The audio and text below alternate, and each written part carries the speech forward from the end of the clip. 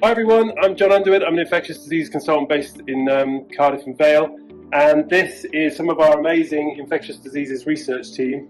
Hello. Hello. And we're just going to talk about how we've embedded research into clinical practice here in Cardiff and Vale and the success that we've got from that.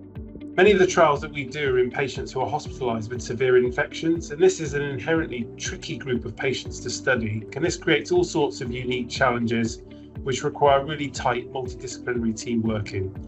A good example of a successful trial we've embedded into routine clinical practice is the SNAP trial. So this is an international interventional trial for patients with Staphylococcus aureus bacteremia. We've worked really hard to integrate care so we get a direct feed from the laboratory to the clinical research nurse specialist so we could rapidly identify patients and get them in the study if they're keen and eligible.